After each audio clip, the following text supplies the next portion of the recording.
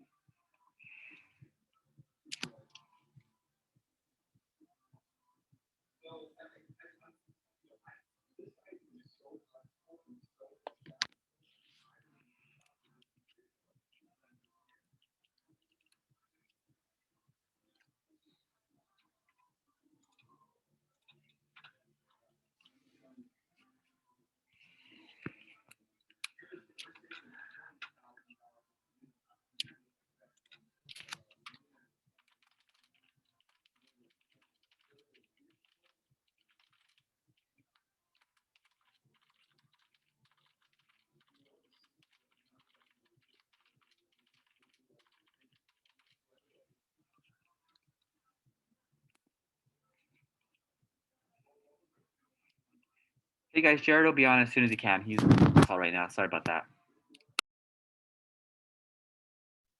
Okay.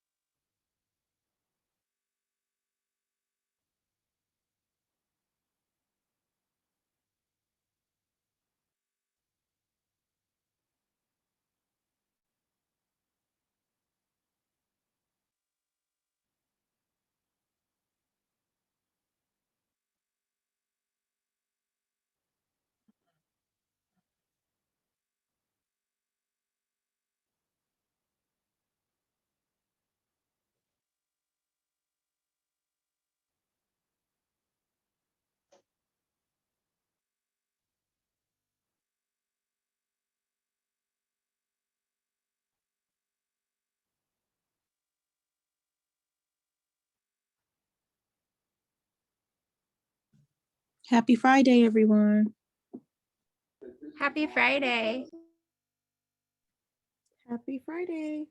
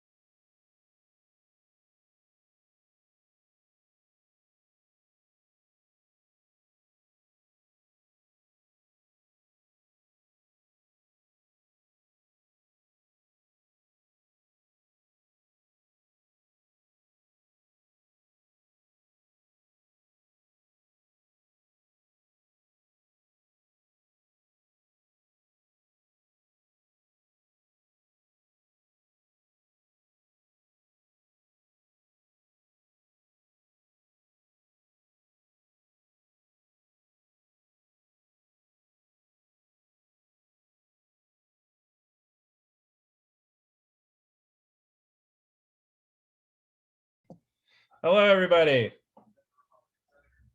Hello. Sorry, I'm a little bit late. I have to show a showing that I was doing with my client live for everybody to kind of watch, see what it's like to, show a house while the pandemic is going on, and maybe you're not able to be there in person, but they had the all important book club going on, and I understand that. So sorry about that we're late. It is what it is.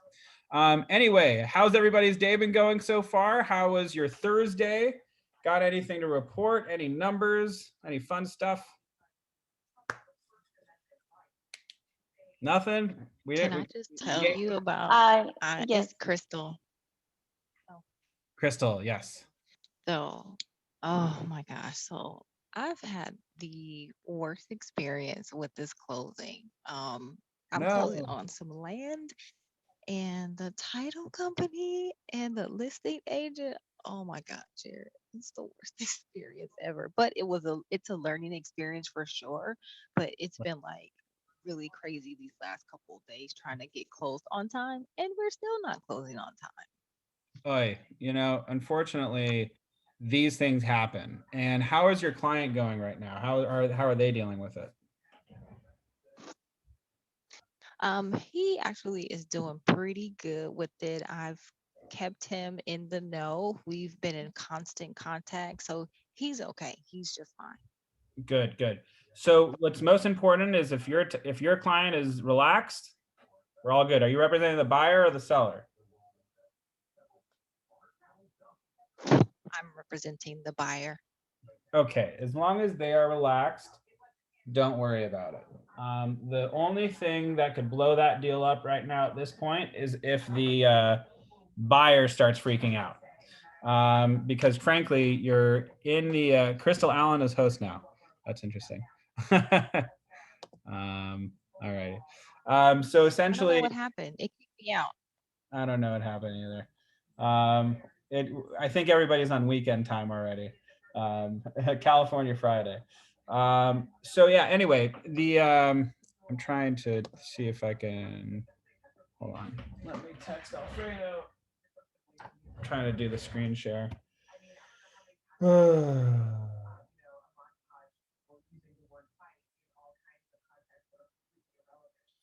Situation normal, another F up. Okay. Can you make me a host? So the one thing that I've noticed that's really, really, really important when you're representing a buyer is that they're remaining calm. And we want to always express to our buyers that, things happen in escrow. This doesn't mean anything, anything wrong is happening. Title is going to take a little bit of time. There's a lot of closings going on right now. Sorry, I keep seeing this notification. Escrow might have a couple delays that might happen. This has nothing to do with the integrity of the deal. We are past our contingency points. I'm assuming, Crystal, all the contingencies have been removed.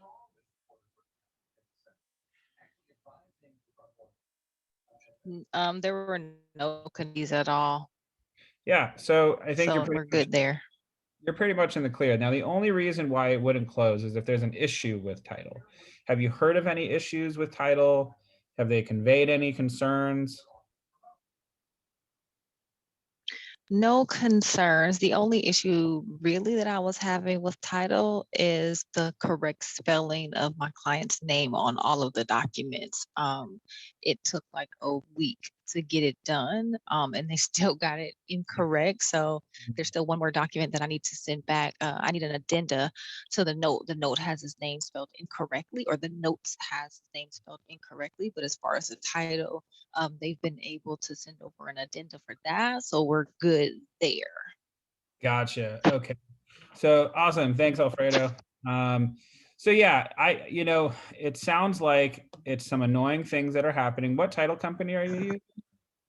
Chicago title.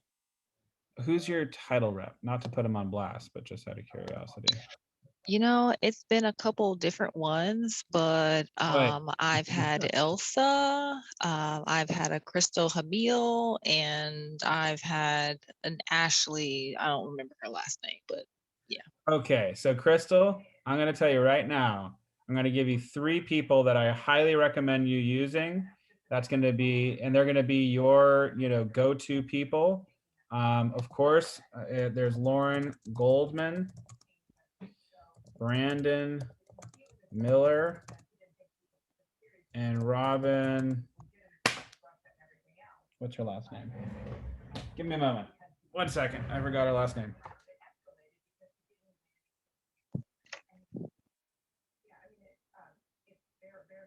Rachel Robin, excuse me. Okay, so you can probably Google all of these names and you'll find all. The phone keeps cutting out. Rachel Robbins. Okay. Yeah. So you can Google all these people's names and their info will come up. They are all stalwarts in the industry. They're people that I trust all my business to. I use all 3 of these people, no problem. And yeah, I highly recommend using them. There was one other title company that I used. I don't know. It's not coming to mind right now. Anyway, neither here nor there. But the point is you want to have a title rep who's going to be your go-to person. You can call them directly, ask what's happening. They will deal with you from start to finish. If you're just kind of getting pushed around and, oh, this one's got it. Now that one's got it. Now that's not, a recipe for a successful closing.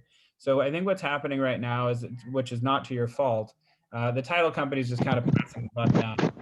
And that's not very fair to your client or you. And frankly, I would demand better service. And I will say that all 3 of these people will give you top-notch service and will definitely help you out. And if you ever have an issue, they'll get on it immediately and make sure it's taken care of. So hope that helps.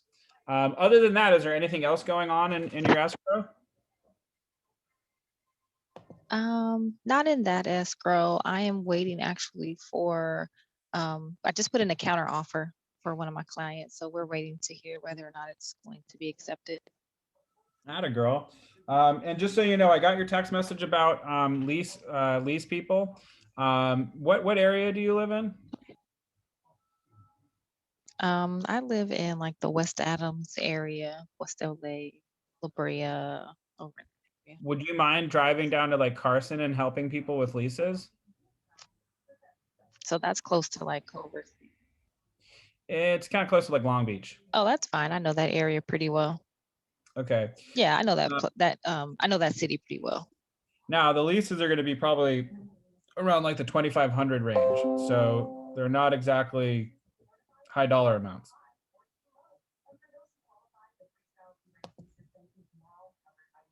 Okay, sure. Okay, cool. I'll send you a couple leads.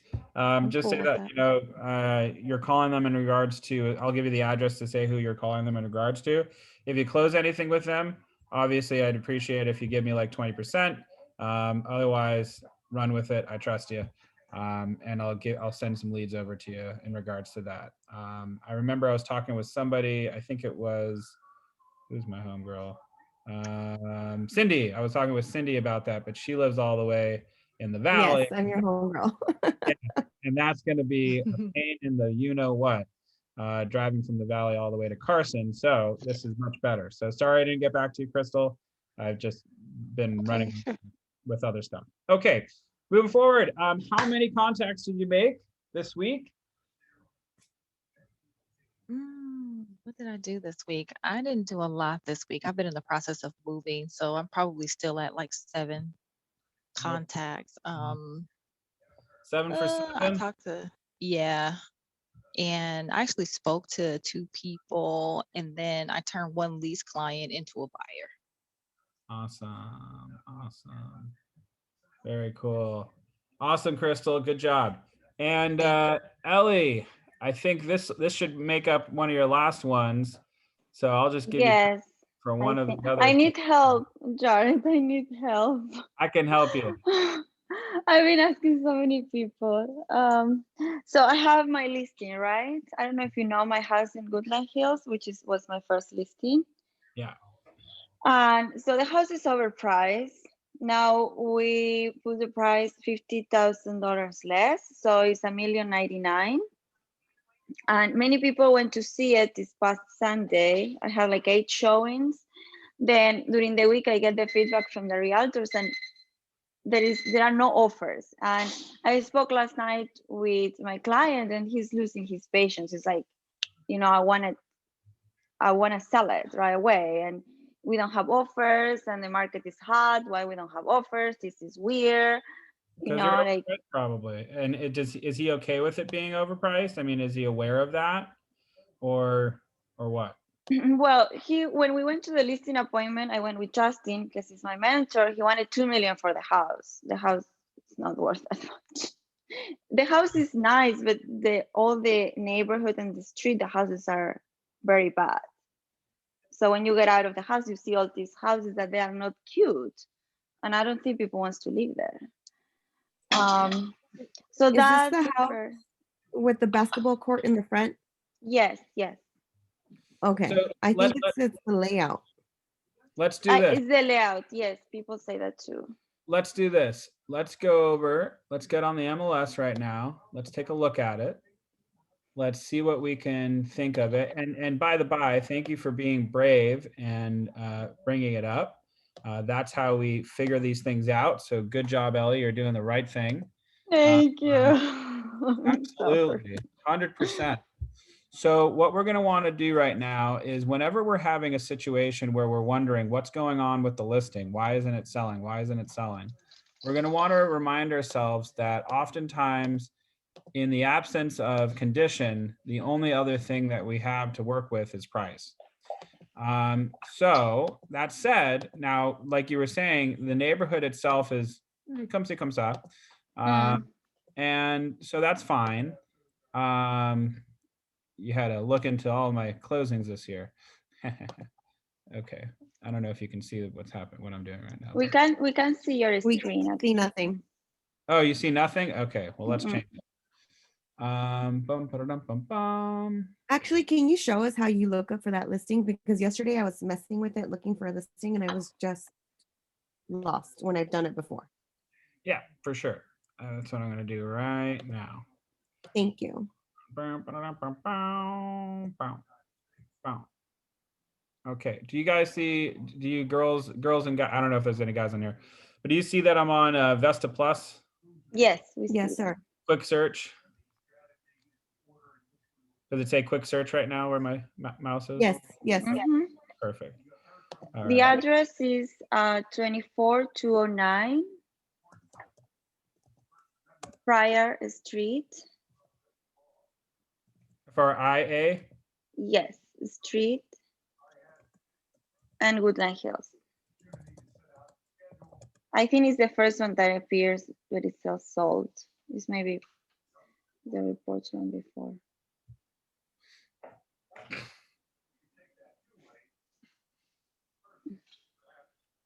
And it's the one that's active right now Mm-hmm. at $1,000,099. Mm-hmm. Okay. Where are you seeing that? Do you see my screen right now or no? Mm-mm. Yeah, it just No. says search by, and then it Oops. says contacts. Let me just do my full screen share. How about now? Yes. Yes. Alrighty, so it was leased for $31.95 a month. It was canceled. The contract was canceled back in let's see for 679,000. I think that was with the previous owner. Okay. Do you know how long ago that happened? So he bought the house in September 2019 for 700, In 10? and then now he's selling it again. But he's a builder, so he kind of made everything from scratch. He invests like around 300 on the house, Fuck. but like he did a very bad investment. You know, it's the nicest house in the neighborhood. And you're Yeah, like, you oh. don't do that. You don't do that. Okay, not a problem. Ba-ba-da-da-ba-ba. Yeah, okay, 58 days on market. I know, I know. It's okay. It's okay. That's okay. Don't worry about it. Mm. Listen, you know, when original list price was $1,149,000, you dropped it down to 99. Okay. Okay. Well, let's take a look at this. So let's do a comparative market analysis for the house.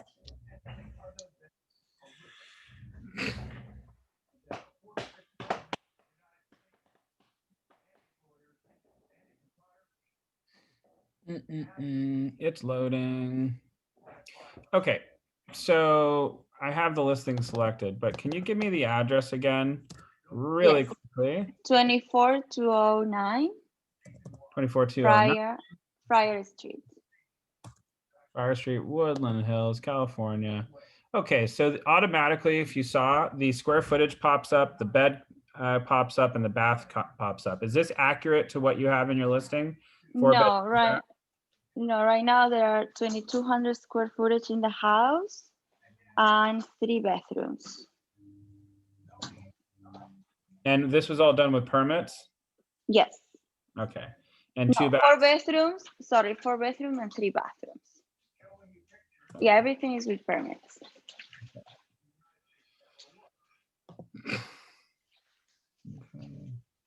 Alrighty, we're gonna do what I don't really like to do always, but just to kind of get a gut check, so to speak.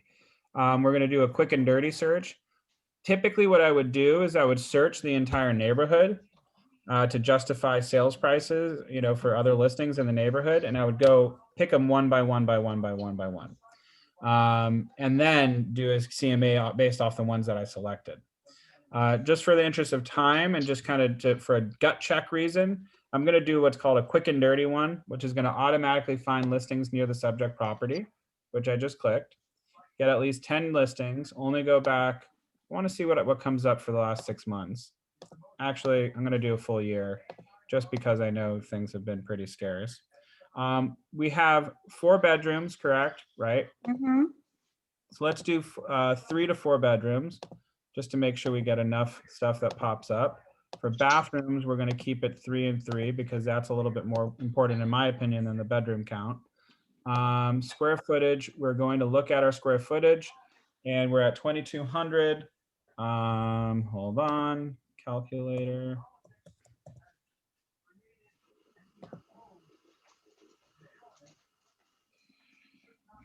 So at 2,200 square foot, we're going to subtract minus 15%, which equals 1,870. So 1,870, let's, fuck it, let's call it 1,850. Why are you subtracting 15%? Because we want to find houses within 15% of the square footage of this existing house Okay. to find comps. So if we have 2,200 square feet, to find another house that's exactly 2,200 square feet, it's pretty unlikely. it's going to be 2,100 square feet, 2,500 square feet, you know, whatever it is, but we want to find something within 10 to 15%. So I'm giving a wider kind of range, but I just want to make sure we have stuff to work with. So now I'm going to add 15% to the square footage, which is 2530.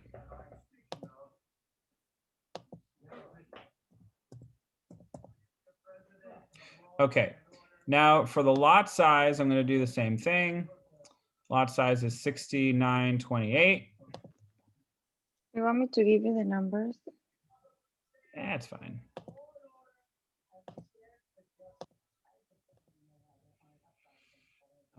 Plus 15%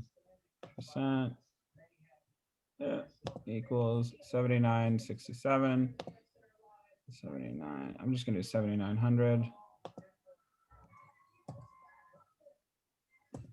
I got lost.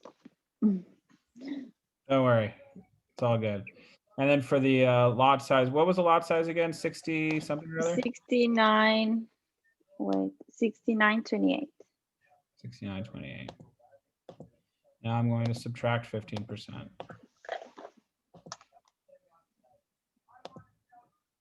So 5,800. Okay, so right now what I've selected is I want all the homes that have sold in the last year that are 3 to 4 bedrooms, 3 bath, that are between 1850 square footage and 2530 square footage, with a lot size of being 5,800 to 7,900.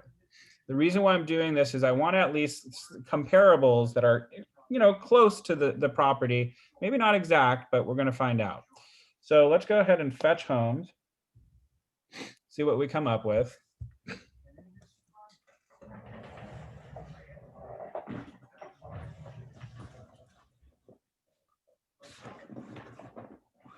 Oh, You can send it to me if you want, Jared. You can sure. put my name.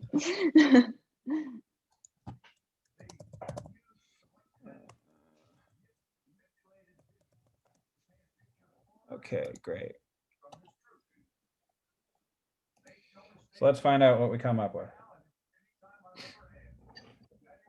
And obviously we're going to go through all these, you know, properties and look for ones that have been remodeled recently. If it hasn't been remodeled, we're not going to include it. So sold 9, good, perfect. We have 9 properties that are within the range. Now, anything that's over here close to the 101, I know for a fact that that's a much better neighborhood. Yeah. We're up over here, which by the by is not a bad neighborhood by any means. It's West Hills, close to Bell Canyon. You know, it's not horrible. I'm not saying it's bad necessarily, but like I think if everybody can remember, houses in the valley, it really depends block by block by block by block. Some areas are fantastic, and then you go 2 blocks over the next, and it's, you know, it's not so great. So we're gonna take this one off because that one's a little too close to the freeway. I'm gonna take that one off because it seems to be kind of a white elephant. This one's too far away.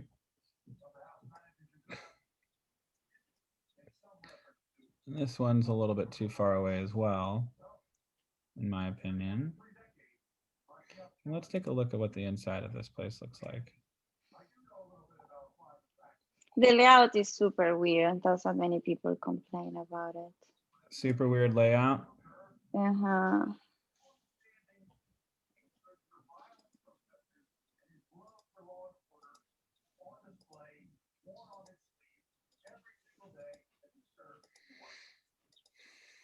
That's Photoshop first. First of all, there was a living room. It was really bad. Because he lives there, so. Don't tell anybody it was Photoshop because we're not supposed to use Photoshop. Oh, Justin told me to do it for the postcards. And I keep it. Okay, I didn't say anything. Okay. You're not allowed to use Photoshop. It's illegal. Oh, I didn't know that. Is It's it illegal really? Yes, it's illegal to use Photoshop. Why? Because it's not. So for example, what people will do in Photoshop is they'll take these power lines and remove them. Oh, okay. It's changing a material fact of the property and its misrepresentation. You can't Photoshop. You can't. But you can't Photoshop furniture But in shows there? shows the living room, like shows the furniture that I put. Well, you can do virtually staging, but Oh yeah, that's what I did, like virtually staging. okay, that's fine. That's fine. Ah, okay. Oh, I So- was scared. What a big difference, huh? Virtual staging's fine, but no Photoshopping. It's the Yes. same thing, isn't it?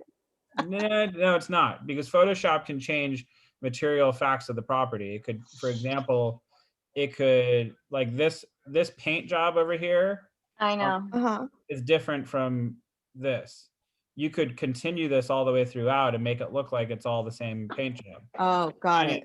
Like that would be a material fact, and you're changing it. Do the ATVs come with the property? No. No. That's a shame. I'm sure they're negotiable. Yeah. No. He doesn't wanna. It's very tough to deal with him. Sorry. So Okay.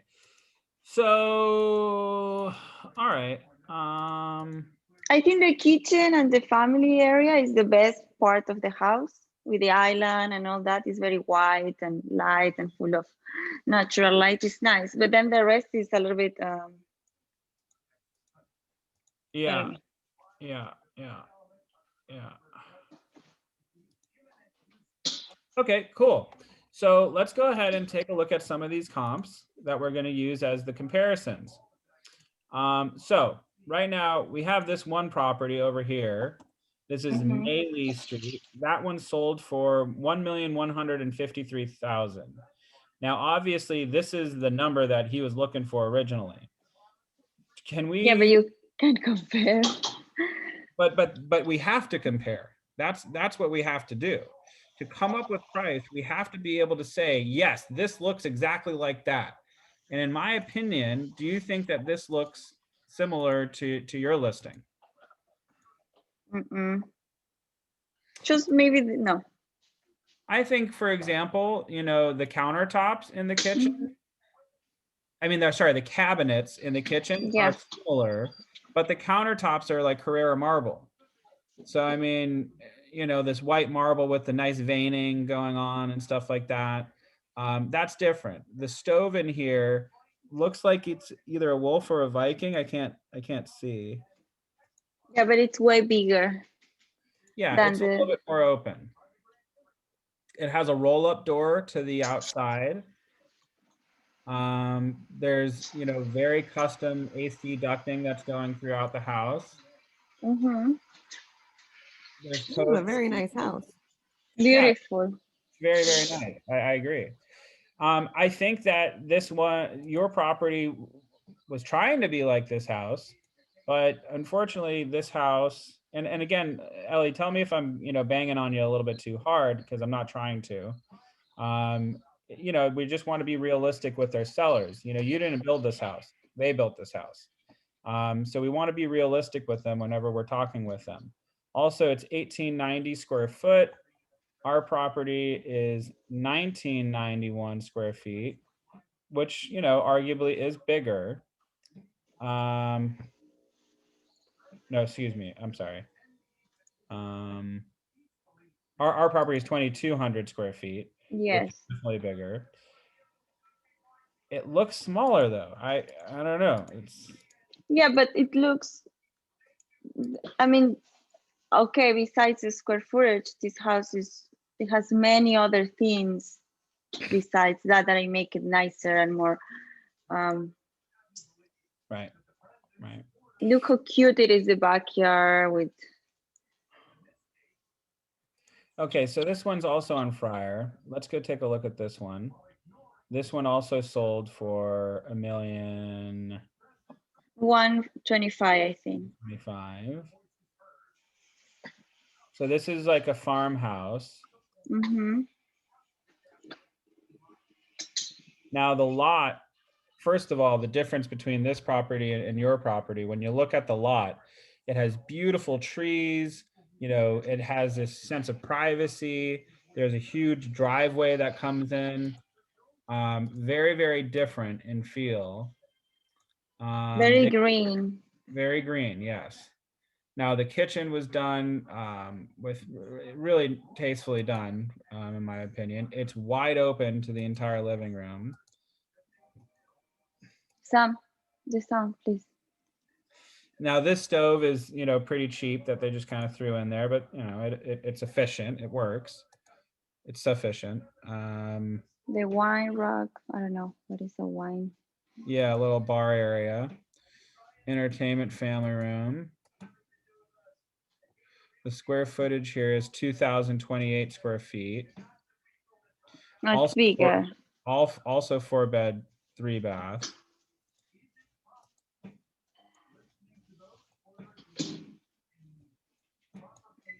Okay. All righty. So let's keep looking. Now this is Van Owen, 805, and this is Welby. So let's look at Van Owen and Welby. I think that's considered West Hills, that area. Yeah. I think. They are not too far from each other. No, they're pretty close. And this one admittedly has not been updated one iota, frankly. So I mean, it's just a house. And I do think your house is definitely much better than this one. 100%.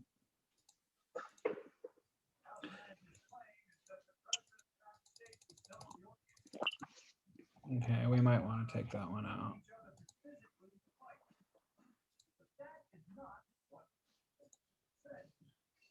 Let's just look at Van Owen for giggles and laughs.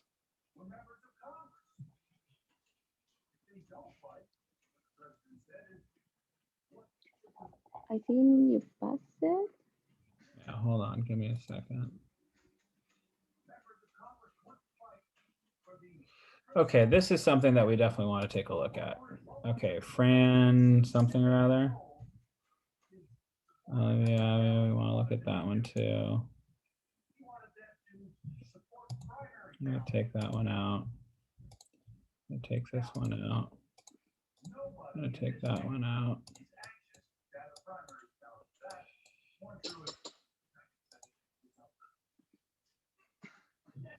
Martha, let's look at Martha for fun.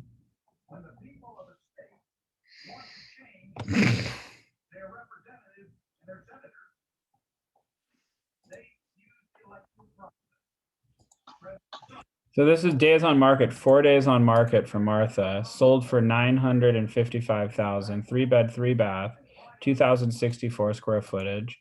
Needs maybe a little bit of up. Not much work. Kitchen's looking pretty good.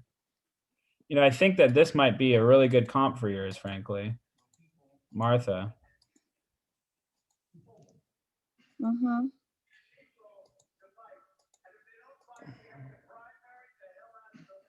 That looks a little weird, that bedroom. It's cute. It's cute, so let's include that.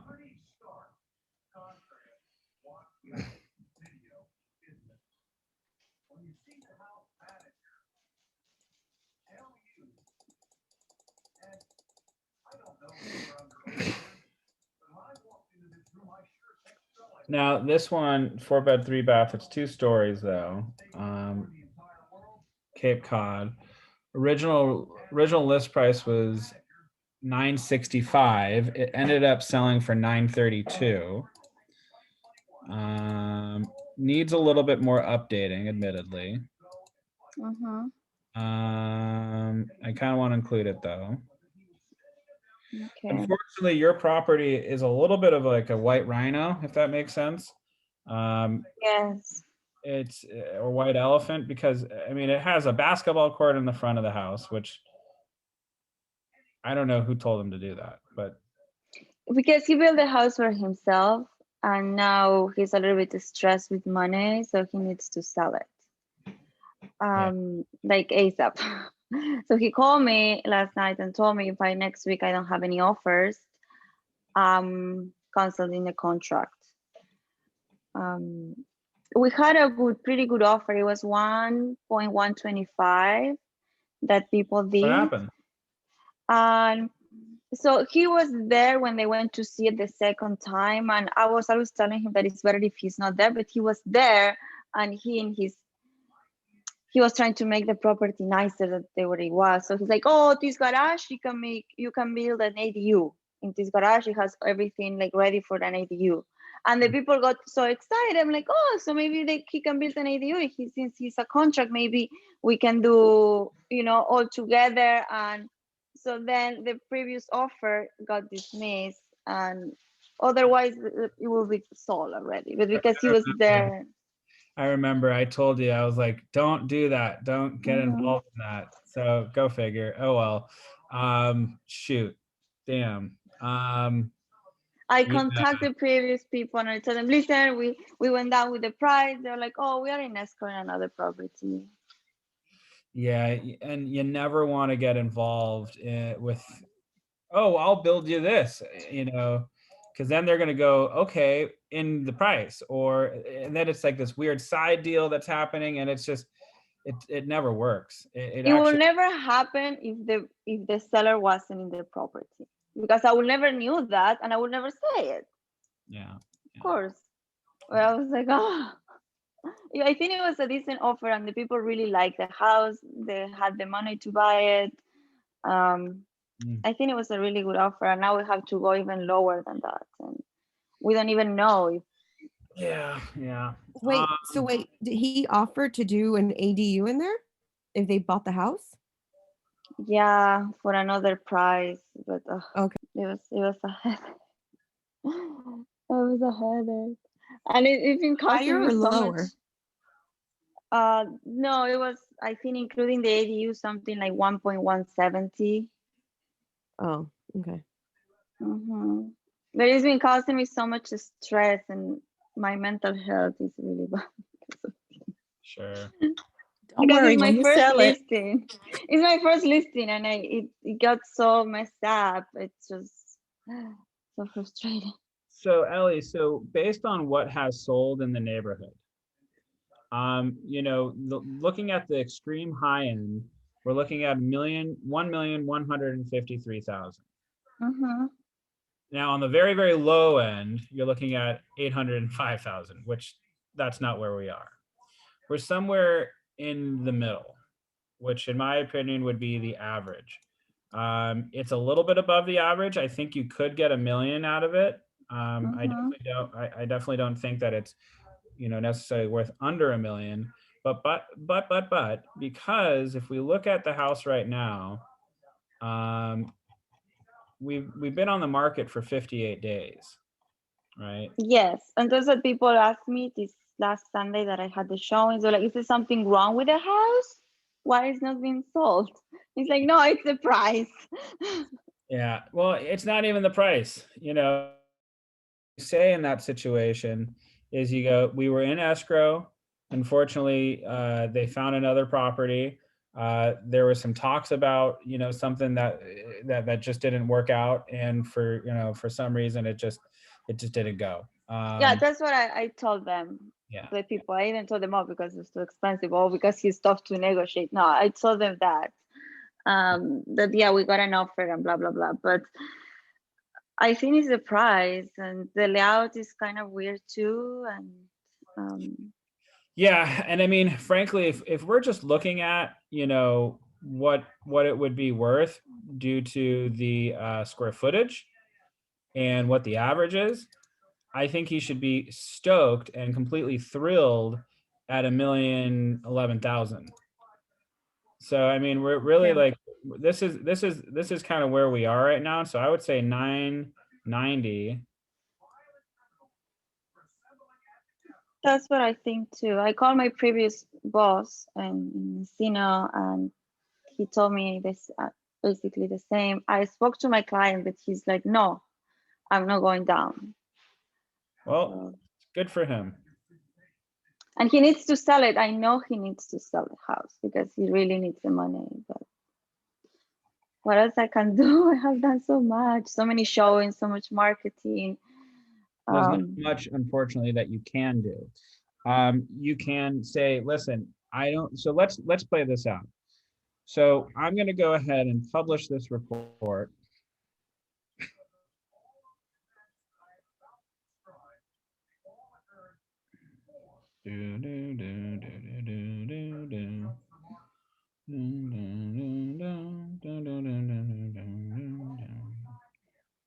Hold on.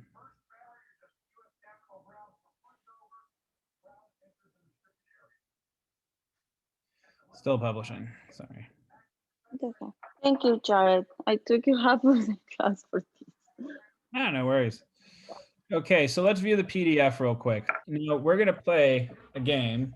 You're gonna be your seller, and I'm gonna be you, without the accent, which is an awesome accent. Don't let anybody tell you otherwise.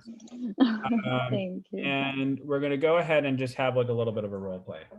So what's your seller's name? Moti. Moti, how are you today? Good. Good, awesome. Okay, so you'd mentioned to me that you want to take it off the market if you don't get an offer.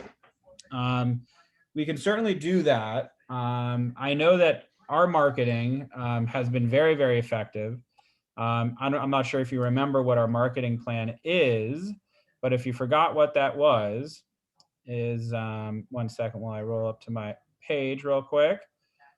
So in marketing your property, we have entered it into the MLS. We put a for sale sign up. We install a lockbox, maybe, maybe not. We schedule time to shoot professional property photos, which we've done. We've even gone ahead and professionally had it virtually staged for you in the property, in the areas where it was necessary. We've determined an open house schedule.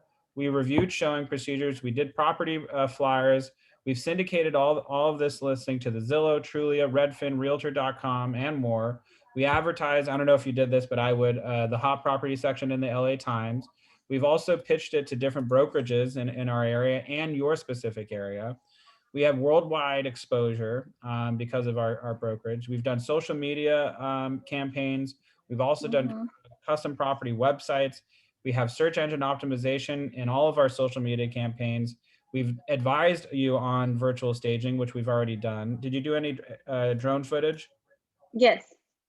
We've done aerial drone footage and more. And in addition to that, we've invited brokers and agents to the tour of the home. We've begun our agent marketing efforts. We've already reviewed and updated the statuses. We've held open houses. We've received offers. And unfortunately, the offer fell through because unfortunately we complicated the deal, which again, Moti, I explained to you, I don't think that this is going to help selling your house, but we went ahead and did that anyway. I followed up on every single one of the leads. Everybody who I've talked to has told me that they feel the layout's a little bit weird and frankly that it's overpriced. And I understand that you want to sell it for, X amount. What can I do, in your opinion, that I haven't already done to get you, the buyer that you need? Oh, sorry, I got so distracted listening to you, Haseli. Well, if I'm him, he will say something like, I want an offer. There is no offers. All my friends have sold their homes. They are in the market for 4 days and they sold it. The market is hot while my house is not selling. Like, I think you're doing something wrong. Moti, okay, you think I'm doing something wrong. I understand that. Now, when I'm with my job, I often have to have very uncomfortable conversations with my clients, not because I want to have a disagreement with them, but because I need to give you my professional opinion. We had an offer. And can you remind me what happened with that offer, Moti? Could you tell me what happened with that offer? The people came, they like the house, they check like one more time just to make the final decision. And then I told the client, oh, we can build an ADU. And then they decide, okay, it was exciting to build an ADU to have extra income. So then we tried to work that, but it didn't work. Right. May I chime in? No. Sorry. Okay. Oh. Well, I know. are- I'm going to ask you in all honesty, Ellie, do you think he'll be accountable for him taking the AD, for bringing up the ADU? Because not every client, I feel, will hold themselves accountable for that. Cindy, I appreciate that. Let Ellie and I kind of gameplay this out a little bit, because I agree with you there. Some people will not take credibility for their actions, credit for their actions, and this might be the case. But I want to work that out with Ellie and the questions that I'm asking. And just If you really want me to be like the client, it's yes, it's I so want you to hard be. to I want talk you to to. be exactly like the client, actually. Okay, okay. Let's start this over again. So Moti, we've been talking about, you know, this listing, and you want me to bring you some more buyers. What do you think I can do as far as marketing that I haven't already done that would bring you more buyers? I don't know. That's something you should know, not me. I don't know about anything about real estate. I just want my house sold. You're absolutely correct. And let me just remind you what I have done. I've gone ahead and I would literally bring this page out on this that I'm going to send you. Moti, I want to remind you that I have already entered it in the MLS. I put a for sale sign up on your property. We've scheduled professional property photos, which we've done, and you agree that they look amazing. Am I correct? Great. Yeah. We've determined an open house schedule. We've shown the house to a plethora of people. We reviewed the showing procedure. We've already done a property flyer, which we've handed out. I've handed it out to hundreds, and if not all of my office. I've also taken that and I've syndicated it with all the websites, Zillow, Trulia, Redfin, Realtor.com, and more. We've advertised it in the hot property section in the LA Times. I don't know if you did do that. If you didn't, No, I didn't do that. okay, don't bring that up. We've pitched it to 4 different brokerages in Beverly Hills. This is what I do: Rodeo Realty, the agency, Hilton and Highland, and Coldwell Banker. Plus, in addition to that, I've called other brokerages in the specific area of West Hills, Woodland Hills, etc. I've worked with my brokerage in all the Keller Williams agents worldwide, so we have worldwide exposure. We've done social media campaigns that I've put my own money behind, you know, hundreds, if not thousands of dollars worth of social media campaigns. In addition to that, search engine optimization, meaning if anybody in the area is looking for a 4-bedroom, 3-bath house and they're going into the internet, your house is coming up. We've already done virtual staging. We've done aerial drone footage. And continuously, we've been inviting brokers and their agents to come to the property. We've already had offers, but unfortunately, something happened with the deal that got complicated, which I advised against. So everything that I've tried to do, unfortunately, we've gone into a situation where you frankly started talking about building them an ADU, which was not part of the deal. The second we complicate something and we're throwing additional factors into something, it just makes it harder to close on. So Moti, I understand that you want me to do my job, but I don't feel like you are letting me do my job because you are not allowing me to do my job. You're showing the house without me there. You've had other people giving them ideas about ADUs, which is fine. An idea is one thing, but offering to build it for them is completely different. So Moti, I agree with you, but the one thing that I don't agree with, unfortunately, is if we look at all the comparables and all the different properties that we've had, is price. And I understand that you put a lot of money into this property. Believe me, I understand that. And it would aggravate me not to be able, at least for you to recoup that financially. But if we look at the numbers and we're honest with each other, because unless we're honest, we're not going to come to an agreement. We have to realize that all the other houses that have sold in the same price range of that we're at right now, the lot is different, the layout is different, the finishings are different, and we have to keep these into our consideration. And then more importantly, the location is completely different. I can't take a house in Bel Air and drop it into West Hills and call it, you know, a $4 million property. Unfortunately, that house is going to be subject to what has sold recently in that neighborhood. The highest sales price in this neighborhood was $1,125,000. If we look at that property, it has a pull-in driveway. It has, you know, trees all over the place. It's completely different. It's not apples to apples. So if we're talking about what we have in front of us right here, right now, and by the by, none of them had a basketball court in the front driveway. Bodie, I'm not trying to, you know, be, you know, rude or offensive, but these are things that we need to consider. And if we want to sell this house, we might need to reduce it even further in price. Because if there's only a couple things we can do, it's condition, location, which we can't change, and price. So it's condition and price are the only two factors that we can work on right now to get this house sold. And it's in my personal opinion, as your realtor, as the professional, that we need to take it off the market for a week, put it back up on the market with slightly different order of pictures, so it shows 0 days on market, and just reprice it, unfortunately.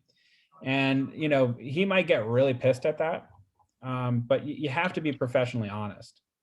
He told me I'm not going down with the price, otherwise I do refinance, and that's it. I'm not selling the house.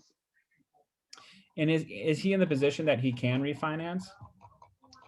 I don't know. I don't think so. I don't know. He one time when the beginning last year of the showings, these people came to see it, and he was there. I never like when he's there. I was like, go on a walk, whatever. But he's very stubborn. It's hard to deal with him. And he's like, I don't want to sell it. Like the people were like, oh, this is a very nice kitchen, and he's like, yeah, I don't want to sell it. I don't want to sell it. And I'm like, no, don't say. Like I'm like, ah. Like I don't know what to do. Why is he listing it if he doesn't want to sell it? Because he just needs the money. He doesn't really want to sell it. He's nuts. Elliot, this is interesting. I rarely say this. You might want to just ask for reimbursement for all your advertising efforts. How can I do that? Yeah, you can. Well, first of all, what is the listing term? The listing term, we negotiated first with 2% of commission. Okay. What about length in the term? Oh, until May 16th. Well, technically you have until May, unless you can prove that you've done something that you haven't promised to do. You're still in contract until May 16th. Yes. I understand that that's playing a little bit of hardball, but you frankly might need to keep your listing. Frankly, now if you say that you can't sell it at the price that you agreed to list it for, he does have a way out of the contract, but that's neither here nor there. But what I'm trying to get at is what I really think you need to do, but before we get into that conversation about the role play that we were just doing, you're really going to want to show him all the other properties that have sold and really go over them one by one by one by one by one and ask him, how do you think this property compares to your property? All right. So I haven't done this. I have done it manually, but I don't know if you can. Oh, if you can send me this, I'll just have your name in it. It's always it's going to have my name in it. Unfortunately, I can send it to you, and that's fine. But I mean, for example, like Martha Street, this is 3 beds, 3 baths, 2,064 square feet, 4 days on market. What's the difference between this house and his house? It sold for $955,000. The price. It's 100% the price.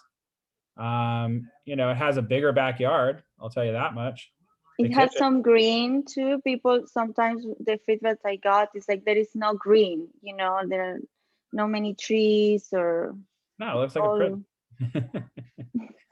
Okay, so let's look at this one that was in Woodland Hills, Friar Street. This sold for the price he wants it to sell for, $1,125,000. 4 bedroom, 3 bath. Sounds familiar, doesn't it? 2,028 square feet. This one was on the market for 56 days. Okay, kind of similar to my situation now, but still. So let's take a look at this though. The original list price was $1,189,000. They never changed it. What was the sales price? $1,120,000. So it's a big difference. But what is different between this property and his property? Well, I think this property, I'm sure it was a developer.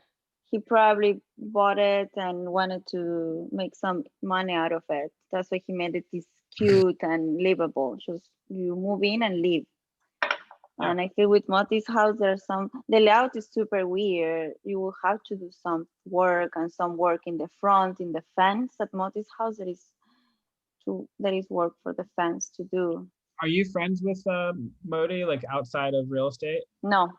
Okay, this is just like a straight lead that you got somewhere. Yeah, I was in a Shabbat dinner, and then this guy who is friend of my boyfriend is like, oh, I have a friend who is trying to sell his house. I can refer you to him. And he made it something of just good because he knew I just got my license. He just wanted to do something good for me. Yeah. But ended up being So unfortunately, you know, if you have a really stubborn person, you know, what is his motivation? We have to kind of attack the motivation. You know, what is it about selling this house that's so important for him? If he needs the money and he needs to get out so he can be, you know, financially freed, you know, we really need to talk about reducing. And, you know, be like, listen, Modi, if you want me to try to sell your house, that's fine. I will give you the recommendations. I'll give you my advice. My advice is that we need to reduce in price. If you do not want to reduce in price, that's fine. We can keep it on the market and I'll continue to advertise it like I've always been doing. And you go over all the different advertising things that you're doing. But if it still doesn't sell, there's not any amount of advertising I can do to get this property to sell, unless the price makes sense to people. And then ask him, Modi, who do you think determines value and price in real estate? Well, he will say me, No, the owner. buyers. It's the buyers. It's Yeah. what somebody is willing to pay for a property. And right now, nobody's willing to pay this amount for your property. Okay, I have to tell, because when we went to the listing agreement with Justin, he was like, oh, I think like according to the comps, it's like 2 million. And Justin was like, oh no, like, of course he didn't say that. He looked at me like, what, he's out of his mind. What, did you ask him for his comps? I don't know where he got his comps. Yeah. We have an issue also because we cannot really communicate well. He's very rude, you know, like I'm scared of him. He's rude. Really? Like rude. He's like, what do you want? Like he's like, he see me and said, hi, how are you? Like, what do you want? I'm like, oh, I don't know. I want to leave. I want to go to live in Africa and not ever come back, live next to a lake. I don't know, in the jungle. That's weird. So I don't understand where he's coming from. So unfortunately, you're going to have to, you know, bring a lot of these comps and sit it in front of him and go, we're going to go over this one by one. And I'm going to ask you where you came up with your number. And I'm going to show you what the houses look like that are selling for that amount. And we're really going to have to try to show this gentleman the differences between sales prices. Now, yes, have there been a few homes that have sold for over $1 million? Yeah, 2 out of 6. It doesn't show what he's looking for. You know what I mean? Like the actual numbers don't show what he's looking for. And, you know, we're going to have to, you know, or you're going to have to really just kind of show, you know, hey, I understand this is what you want. You know, I want a Ferrari, but I got to sell a lot more houses until I get that. I can't just wish it into existence. And you want to get your house sold so you can move on to the next project or free up some money. Yeah, also I felt so stuck, like I've been putting so much energy and now I'm in a point of more relaxed, but before it was so overwhelming to deal with him. He was calling me and constantly, and he's rude. So I feel like also I can't really put energy in other situations and other properties, creating more leads because I'm stuck with this. Yes. And, you know, listen, I think what it's going to come down to is just having the discussion with him and being like, listen, do you want to sell the property or not? And if he goes, I want to sell it at this price, be like, great, we'll keep it at this price. But if it doesn't sell in the next 2 weeks, will you agree to listing it at $995,000? And if he says no, be like, okay, well, I'm not sure what I can do to help you because you're asking me to do my job, but you're not allowing me to. And this is my professional advice. And, you know, it's okay to fire a client sometimes. you know, I Can hate I to, do that? yeah, you could say, you know, Moti, unfortunately, I don't think I can help you. If you really wanted to do that. You know, I try to fight until the very bitter end, personally. Yeah, of course. But if there's an impossible impasse, you know, and it's causing you to not be able to do your job because you're so focused on this one thing, you know, it is what it is. Having an overpriced listing doesn't bring you any money. And it's not your fault. It's, you know, this guy has their irrational needs, you know? No. He wants to recover the money has and make of money of the property that if he bought it for a development, which is not. Yeah, yeah. I mean, listen, I think you should go for it. I think you should stick with it. I think that, you know, you'll probably you really need to show him the facts, and, you know, print it out, put all the homes in front of him and go, look, this is what homes are selling for in the neighborhood. This is what Okay. this is sold for. This is what this is sold for. What do you think your house is worth in comparison to these properties? You know, show them like the cheapest one that sold for like 800 something or whatever. Yeah, I have it here. Yeah, and be like, hey, what do you think about this one? And he's gonna obviously be like, well, my house is way better. And be like, I agree. Mhm. So come from a place where you agree first, and then you're gonna be like, I agree with you. I think your house is better. I think it looks nicer. I think the location's even better. I 100% agree with you, Modi. So we can agree that your house is better than this house. Yes, perfect. Then show them the house that's with all the beautiful trees and all the, you know, whatever, because that's also Woodland Hills. And go, now, Mo, what do you think about this house? Is there a difference between yours and this one? And don't show him the price, you know, just show him the pictures. And then he's gonna be like, oh yeah, you know, hopefully he's gonna be reasonable and be like, yeah, I could see why this is a really beautiful home. And if he does, be like, great. Well, this one is sold for $1,125,000. Okay. Okay. Now, compared to your house, how do these homes look different? And ask him. And he's gonna, you know, say maybe he might say my house is better. Maybe it is to him. He Maybe. always said that. Even though to Justin was so nice and very professional. Because I get it. For me, okay, I'm better than you, but he was like, no, my house is better. I have so many square footage, better than this, better than that. It's the nicest house in the neighborhood. Listen, every single seller I've talked to, their house is better because they have, you know, a 50 square foot closet. So that means it's worth $1 million more. I mean, they come up with the craziest ideas, but I mean, it's just not realistic. And, you know, unfortunately, sometimes a seller will be very, very headstrong, and you really can't do much about that. If they're refusing to budge, and you've shown them all the facts, all the information that they need to know, and be transparent, you know, be like, buddy, I'm not here to convince you to do anything. I just want to show you what I'm looking at. So you're telling me that you thought it was worth $2 million at first based on the comps. I'm just curious, what comps are those? Because I can't find them. I'm looking for them. I just don't know where they are. And then hopefully Okay. he'll be able to produce some of them. He won't be able to, because if you start showing stuff in Bell Canyon, that's not Woodland Hills. Like that's not the same property. So, you know, anyway, just you got it, Ellie, but don't worry, whatever happens, Thank you. you've done everything that you possibly can. And, you know, sometimes you just kind of have to count your blessings if it doesn't work out, because, you know, you've done everything you possibly can do. You've done all the marketing. I've seen you advertising on Instagram and all that kind of stuff. So you got it. All right. Don't worry. It's all good. Okay. Thank We you. took a lot of time on that. I apologize. Sorry. Everybody. I'm sorry. No, it's okay. I think that this is actually a little bit more beneficial for us as a class than just talking about stuff in abstract. Very good. So 6, 7, and 3 are the ones that I would kind of focus on because they're the closest.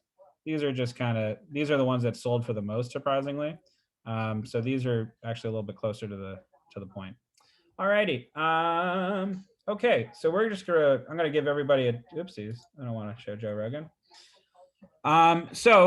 Moving forward, Let's see. I'm just going to give everybody credit for today's class. Let's see. Cindy. Hi. Hi. So, okay, what is your opinion, Cindy, on how would you handle that situation differently? With that situation with him, when you were speaking, I was like, okay, Jared needs to represent me in whatever house deals I got going on for me personally. I think you said everything and you nailed it. What I would show, what like you said when he's comparing about the other houses and the other prices, I would also say look at more how these houses, like you said, look at what these houses are done. Look at the kitchen, look at everything. It's so different. Yeah. Yeah. I would also probably suggest getting rid of one of the basketball courts that he has in the back because it's a very not that there's anything wrong with it, but if he wants like a cell, I would think they would want to, because when you think of that house, you think of is basketball. Yeah. Yeah. It's a stark, it's very stark. It's right in your face when you pull up to Yeah. it. And then you have it by the pool, and then you have one by, I think it was by the outdoor patio where they hang out, or is that the same picture? Or because I think I counted like a total of 3 basketball courts. No, there is just one. It's one in the front, like when you enter. One in the front, and then one by the pool, and then one by where No, they're there is hanging out. no a basketball court by the pool. It's just like a He has cabana. one in your pictures. He has one where it's the pool, and there's a Oh, basketball court. Oh, a basketball, yeah, but the ones for the like a little one, tiny one. Yeah. Yeah, yeah, So yeah. when I think of that house, I think it's pure basketball. That's all I can know. think too. It's very basketball. It's such a bachelor pad. It's a super total basketball. thank you. It's the total bachelor pad. I'm like, oh, whoever is like a Michael Jordan fan, a Kobe fan, a Lakers fan, like that's like the perfect home for it. Well, he's a single dad with 2 kids, so. I wonder why he's single. He sounds like he's a dream to work with. So this is a situation, and I think he also is going through some emotional things. So he bought the house, and then he built it bigger because he had a girlfriend, and the girlfriend has 3 other kids. So in total, we're 5 kids in the house. Wow. But then after a year or whenever, like last year, the girlfriend's like, I'm done, I'm leaving. So now he is alone with the 2 kids, and also I think the house is too big for him. So. Yeah, yeah. Well, he sounds like a dream to work with. So good for you, Ellie. You're sticking and no, This is just building.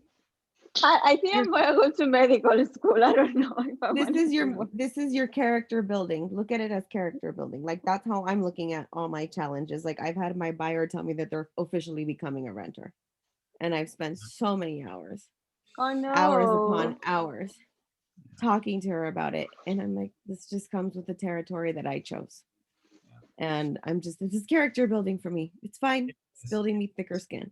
So Although Cindy, I want, on that note, Cindy, how many contacts did you make this week? Actually, I made 5, and I got back with 4. I'm waiting on a response for another one. Nice. Very good. And Cindy, I think that, just like I told Ellie, it's okay to fire a client. It's okay to abandon a buyer. I really can't because they're related to me. If that was the case, then I would trust me. Well, what I mean by abandon is just, be like, hey, listen, I've exhausted all of my efforts. Yeah. It's eventually you have to realize it's not you, it's them. Exactly. Exactly. So good job. And I'm just like, all right, I have my hands tied. Like you want to go into investing when you don't even own a home yet, and you want to pay more rent. You think that's more logical. I mean, it's not my bank account, it's yours, so knock yourself out. Right. Awesome. So let me move down the list really quickly. Grace, have you made any good contacts since Wednesday? I made 7. 7. Contacted with 3, and then one of them is selling his retirement home. Nice. It's out in Leisure World. it's gated community, so I'm not sure how that works. Where's Leisure World? What's that? It's a retirement homes. It's a retirement home, and he lives in Seal Beach. Okay. So that's the deal, and he wants to move back to his Fullerton house. Okay, and is that an area that you feel comfortable going to? Yeah, I'm fine. I mean, I used to live out in Fullerton, so I'm pretty familiar with that area. So. And I mean, getting the listing. Oh yeah. Listing. I'm not sure how that works though, because it's gated community. So I don't know. It's just like selling a condo. You got to get the CC&Rs, the rules and regulations. It's like getting an HOA or something like that. You know what I mean? Oh. Yeah. You just have Okay. to ask for like the rules and regulations as far as listings go. Can you put out a sign in the yard? You're going to ask like, are there any dues, homeowner association dues, and stuff like that. It's funny whenever somebody's like, oh, but it's a gated community. Just look at it as like a 1-bedroom condo. No big deal. Oh yeah, it's like it's yeah 1-bedroom condo. Yeah, it's no big deal. Okay. Don't overthink it. So just ask, what the HOA is, what the homeowner dues are, and contact the homeowners association and figure it out. All the background stuff. So Okay. that is awesome, though. Sounds like you're gonna get a listing and some buyer sales. Yes. Good for you. Good for you. Go kill it. Go get them. I love it. And do you have an appointment set up with them yet? No, I'm meeting him next week. So that's cool. Good job, Grace. That's awesome. Killing it. All righty. Now, Amber. Hello. Hello, my dear. How are you?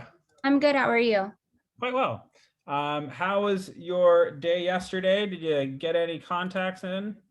Yeah, I actually talked to one person yesterday that is excited that I'm going to have my real estate license and wants to buy soon. And then my jacuzzi person is here again, and I told him I'm in the process of getting my license, and he said he wants to use me to sell his property coming up soon. So he said he bought it for $235 and it's worth over $2 million now. Whoa, that's awesome. Like, that's incredible. He's gonna make some buku bucks. Oh yeah. So where is it located? Do you know? I think he lives here in Shadow Hills. Okay, very cool. Yeah. It very might well be worth $2 million. Definitely. So when you meet with that gentleman, do a CMA on the property before you meet with them. And once you get the CMA done, determine if $2 million is realistic. Right. Because some of the $2 million houses that are going to be selling are very, very lovely on the interior. They're very upgraded. They're very this, they're very that. So oftentimes what people will see is they're just looking at Zillow, and Zillow will give them like a Zestimate. And I don't know if you've seen like the memes of like, it's like a girl with like a pitch. She's doing a softball pitch, and it says home value, and it's like the catcher. And then she throws the softball, and it goes up and breaks like a bunch of lamps and lights. And it says Zillow's, Zestimate. And Right. Anyway, the point is I'll try to send it to somebody. But the point is Zillow is oftentimes woefully optimistic or incorrect completely. So just keep that in mind. If it is worth $2 million, go knock them dead. With somebody who's purchased it, knowing that they purchased it for $200 and something thousand, that's a pretty easy conversation to have if you need to, kind of bring them down to reality a little bit, because selling for $1.5 million when you bought it for 200,000 still turns you into a millionaire overnight. So Right. Good stuff. Yeah. So yeah, just get ready, prep for that convo. Feel free to reach out. Do you have any questions before you meet with them? No, not yet. I mean, it was just kind of a quick conversation we just had. He's still here working, so I'm going to talk to him again. I have his contact information, and he is one of my neighbors. So I don't know if that's the property he's talking about. I'm not sure. I need to get more information. Cool. I like it. Very cool. Well, keep me abreast of that, because that sounds like a good one. That's good job, Amber. Killing it. All righty. Angela Cross.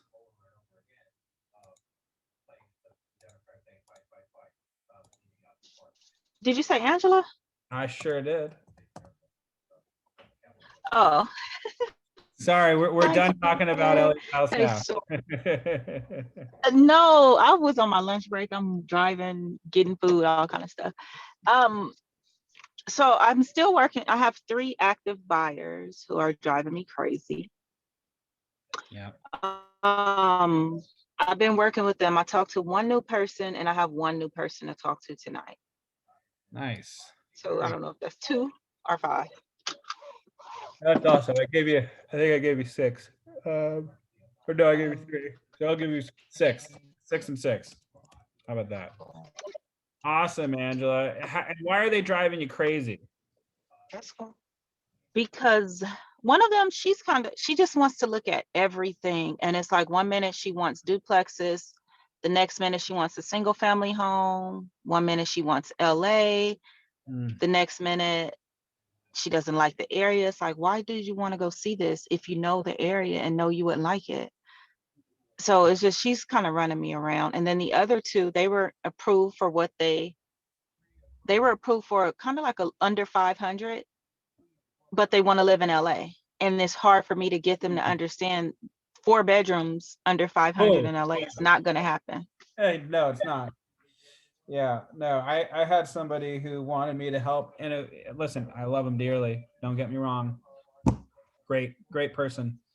She wanted me to help them with a $750 a month studio.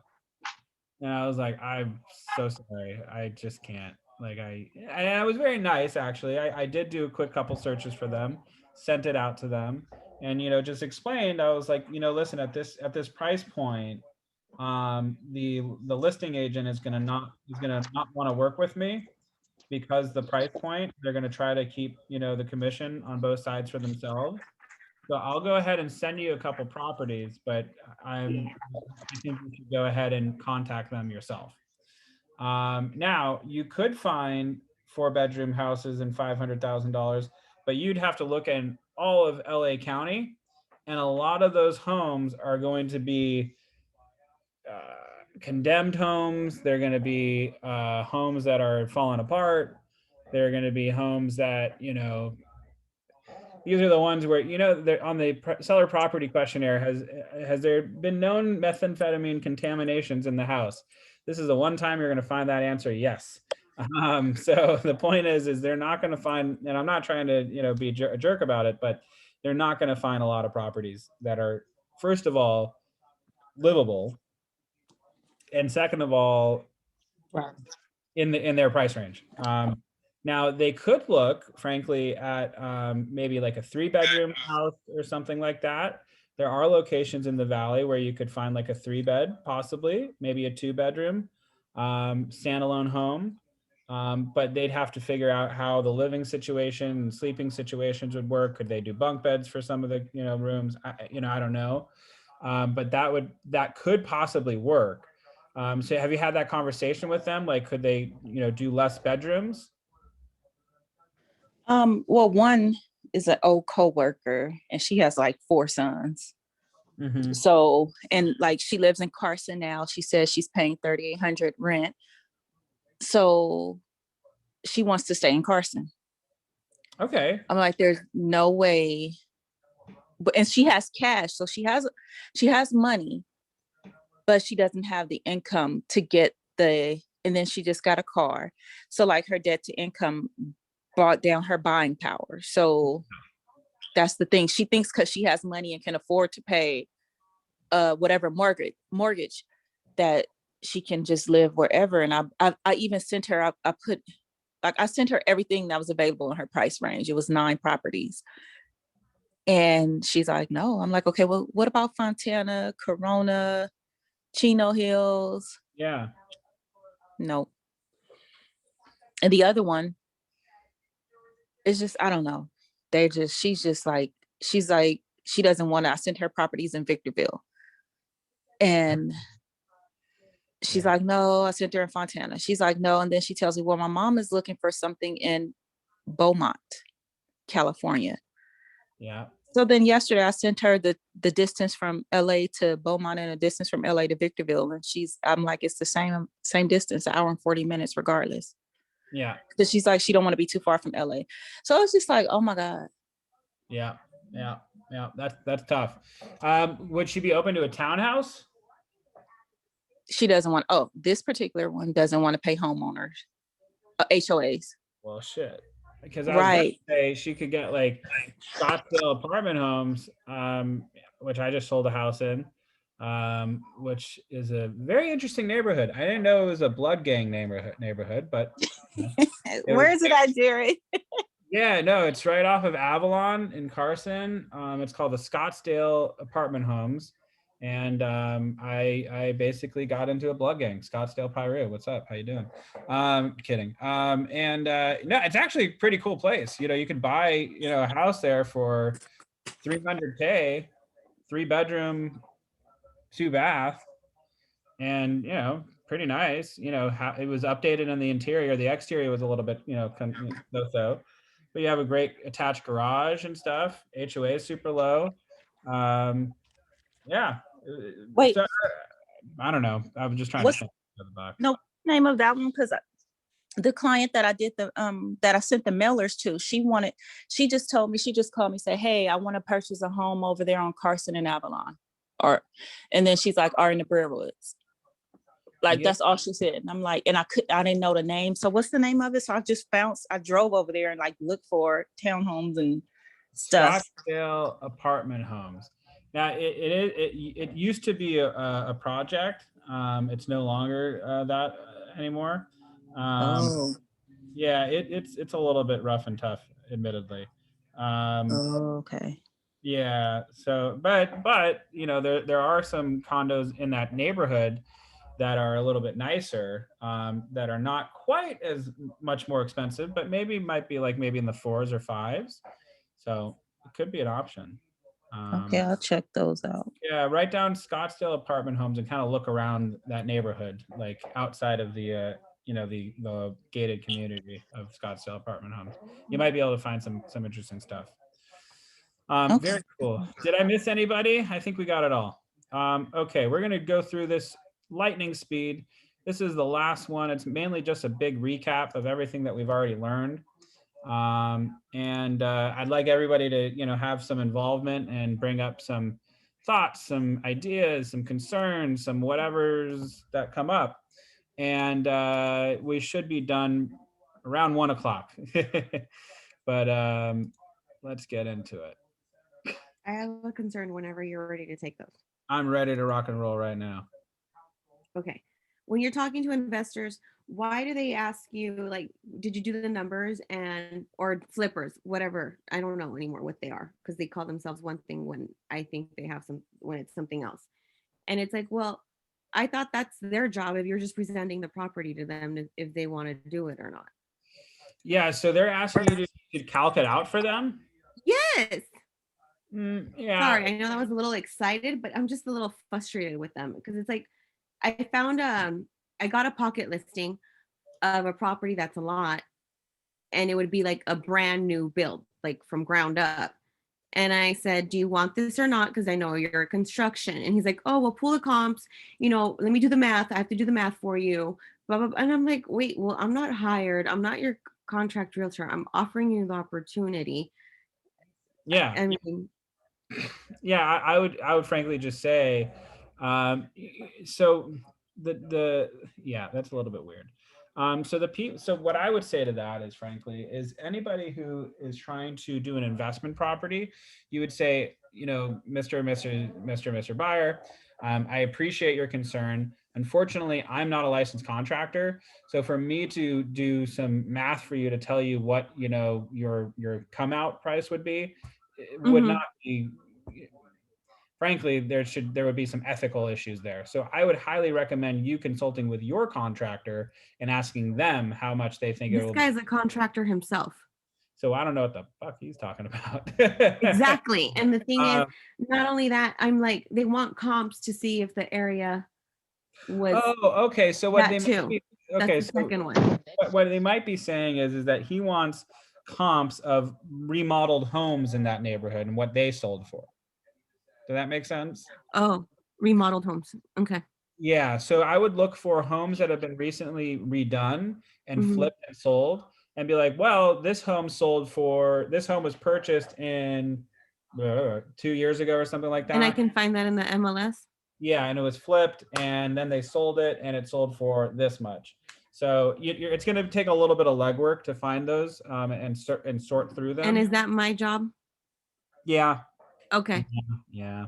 So what I would do is I would take the comps of all either the new constructions or homes that look like they've been heavily remodeled, Mhm. and see what like the highest sales price for those homes were. Again, you're going to want to like keep apples to apples. So let's say you're looking at let's say your pocket listing. Can you tell me if it's a 3-bed, how many bedrooms, how many Oh bathrooms? no, it's a ground up.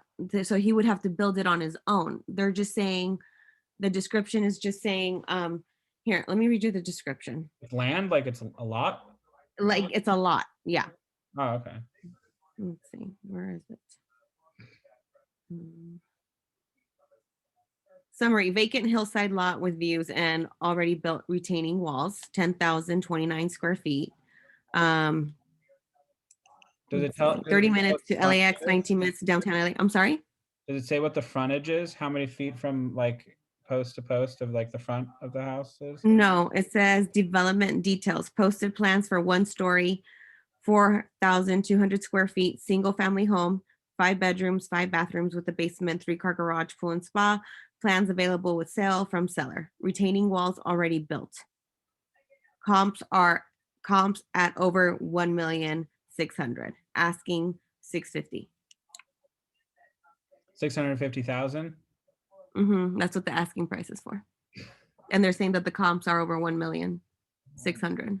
Yeah, I would pull those comps and see if it makes sense.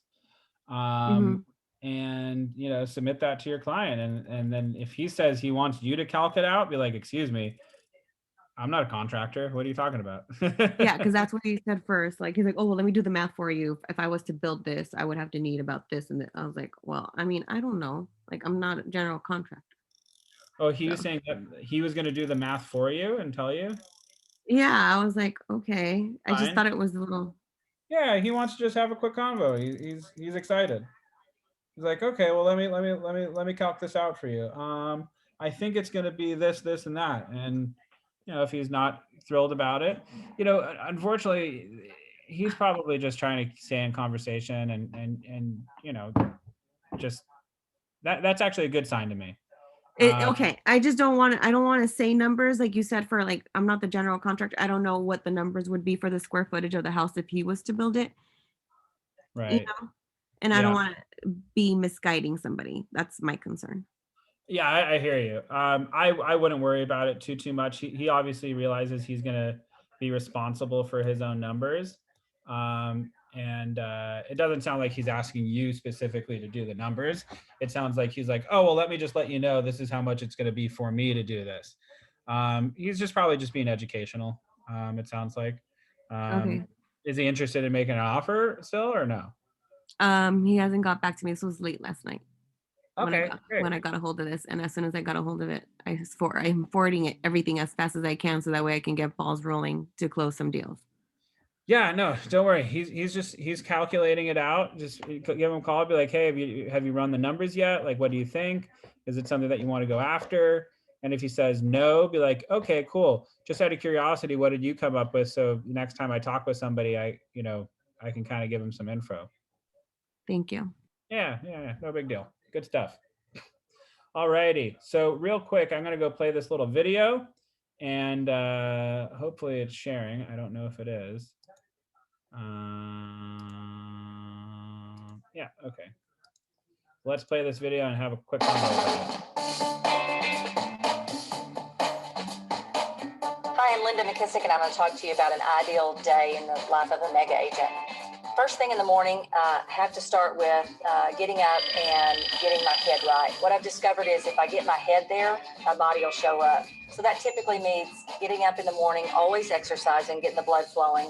And second, reading something either spiritual or motivational, or listening to an audio tape. Jim Rohn happens to be my favorite, so he's always in one of my CD players somewhere so that I can plug him in easily. Just listening to people that are inspirational, because I think all of us need hope every day to go do what we have to do. As we get to the office, the most important thing is, because every business is a lead generation business, is what does that lead generation look like?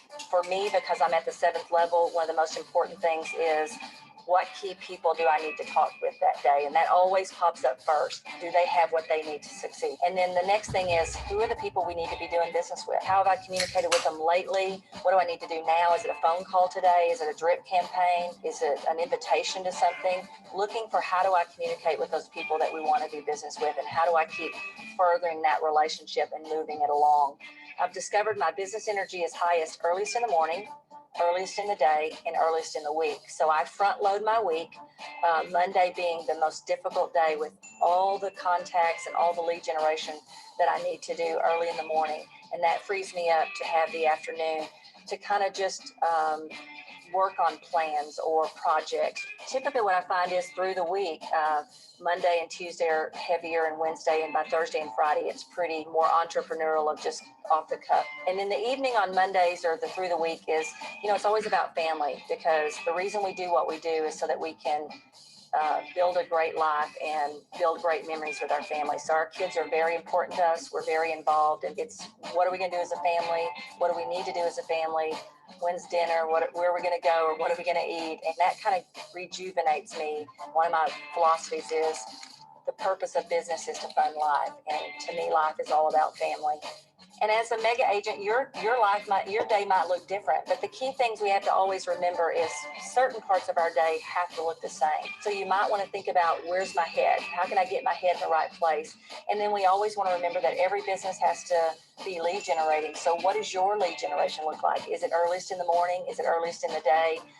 And then we always have to know that somewhere in the day we have to spend that quality time with family, because we don't want to win at business to lose at family. Thanks for watching KW Connect, and make it a great day.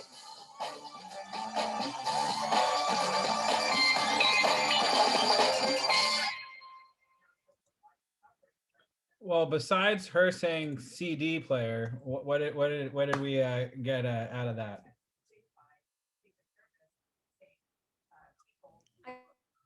I think that the waking up and going to exercise is key. There are days where I don't go, and I feel it in my energy and everything around that it doesn't really flow well. I think it's really good to exercise in the morning, like the first time you do when you wake up.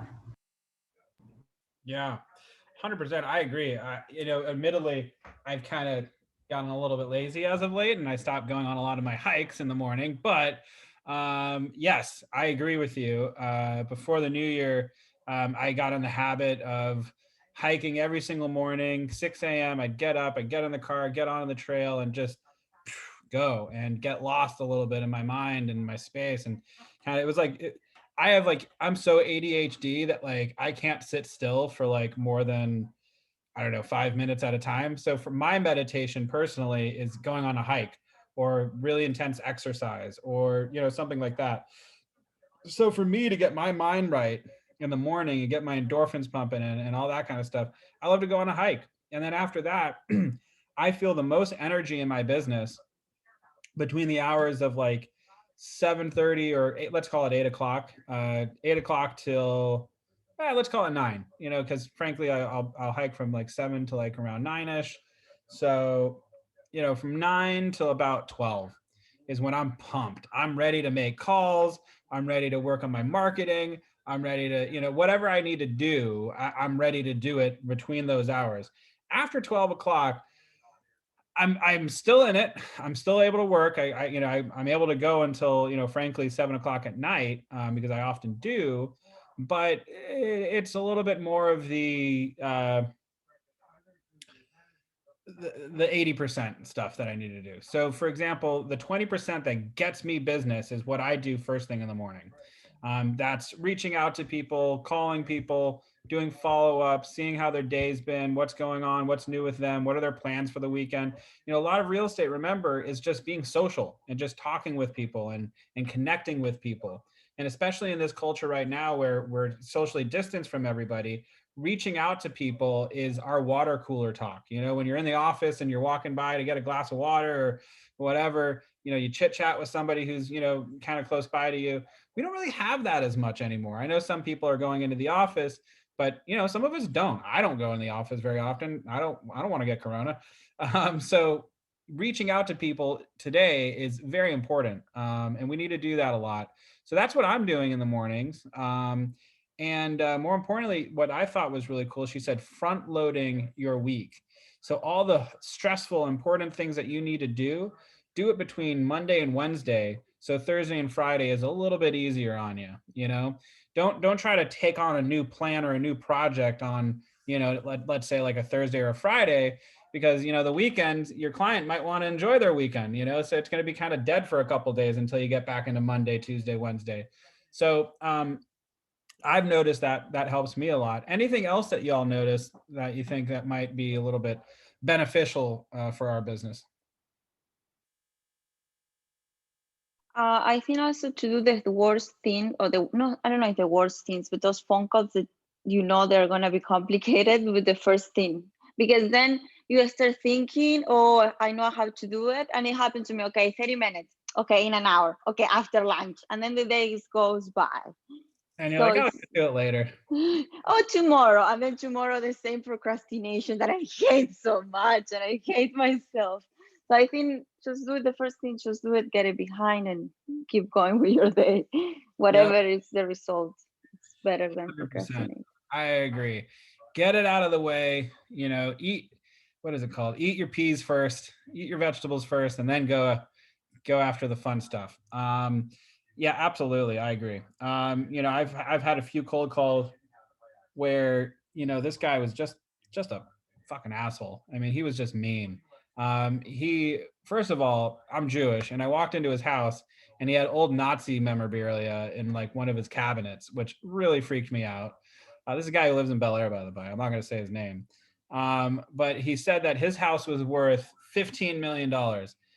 On a good day, maybe it was worth 6 million. So it's definitely a nice house, but it's not worth 15. And you know, I'm walking around the house and I'm just trying to do my job as a real estate agent. And I know that he's mean and kind of intimidating and kind of weird, frankly. He brought his dog to one of my open house, like a house I listed up in Bel Air when I was at Rodeo. Brought his like big Rottweiler into the listing. You know, the Rottweiler is like, he's the kind of guy who likes to intimidate people. And so I give him a call and I'm like, hey, hey, Mr. Blah, blah, blah. I just wanted to, you know, call in to say I've done a couple of comparative market analysis. I've determined, you know, what I think is the value of your home. Did you want to have that conversation now? And he's like, why do I want to have that conversation with you? And I was like, because you asked me to go to your house and take a look at it and showed me around. And I said that I might have a buyer. And he was like, yeah, if you have a buyer, bring a buyer, but I'm not going to sell my house with you. Who the fuck are you? And I was like, are you kidding me? He actually says this to me. So my point is, though, is I got it out of the way first thing in the morning. So then all the other calls that I did that day were just 10 times better and easier. And it just made me feel like, you know what, that guy's a jerk. I don't have to work with him. I don't need to talk to him again. In fact, I'm taking him out of my phone book. And I just called a bunch of other people. And frankly, all those other people just made me feel so much better that I didn't have to talk to that guy anymore. And so my point is Ellie, I agree with you, is get that uncomfortable thing out of the way first. So then everything in the remaining portion of the day just so much easier. Anything else that anybody noticed in this in that video?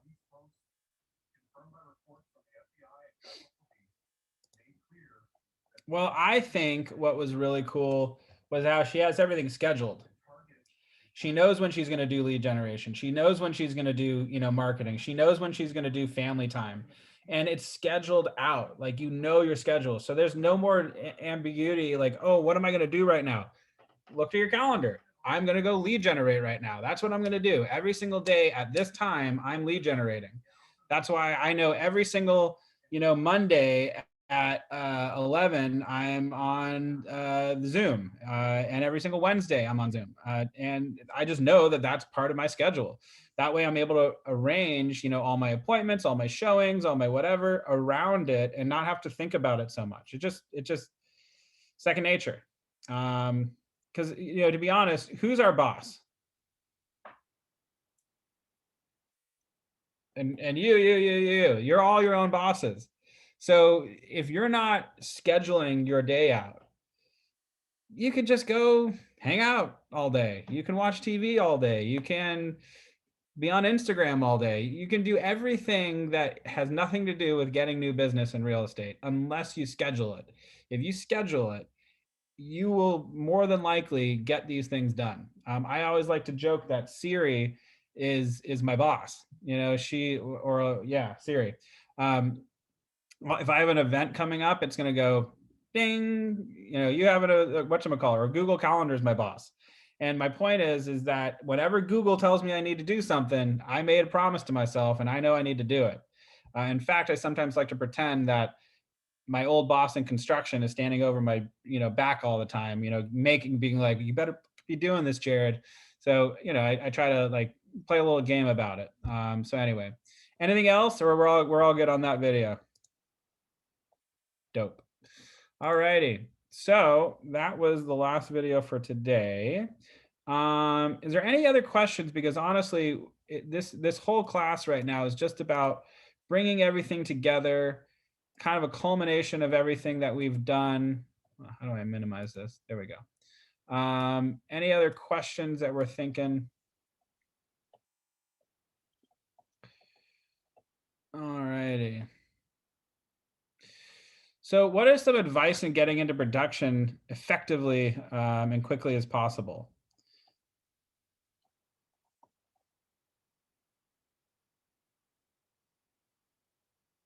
Start making calls. Yep. And also put it on a calendar.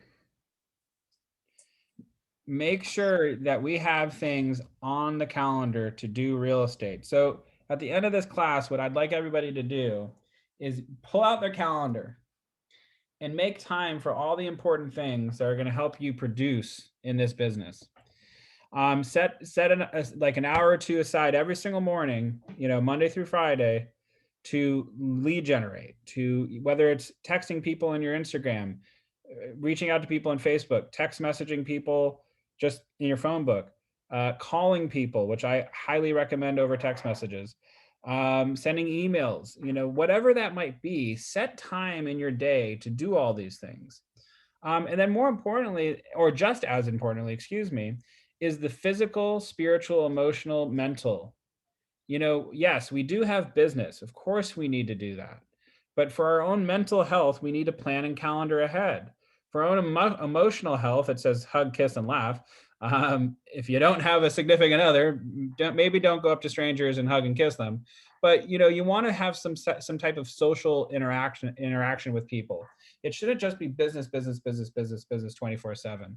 You don't want to be that person who goes to a social event and goes, "Hi, I'm Jared. I want my real estate card. Hi, I'm Jared. Here's my business card. Hi, I'm Jared. Here's my business card." You want to interact with people, create that feeling of openness and I don't know, friendship or whatever. Physically, we want to make sure that we're exercising. We should, just as important as lead generating, we want to make sure that we're putting in something for ourselves.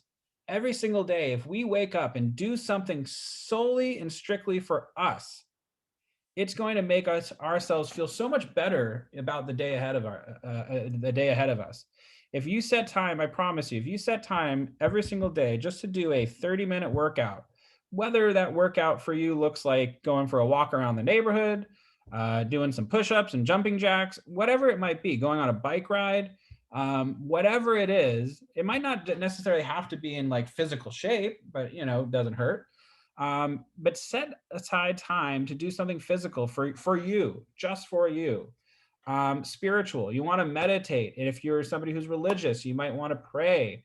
Some people like to do, picture boards where they, put up, things that motivate them on their, whatchamacallit. They, whatever that might look like for you. If you're not religious, that's great. Do something like that. If you are religious, pray to some higher power. For me, my meditation is being out in nature. That's something I love. I might be Jewish, but I'm not very religious, frankly. So I like to be out in nature. I also get to exercise whenever I'm doing that. So that's killing two birds with one stone. Personally, I love spending quality time with my significant other, my girlfriend. So I like to make sure that I'm setting up time at the end of my day so I know I can, hang out with her, see her, if she's not too busy, that is, because she's even busier than I am, half the time. So, all of these things are just as important.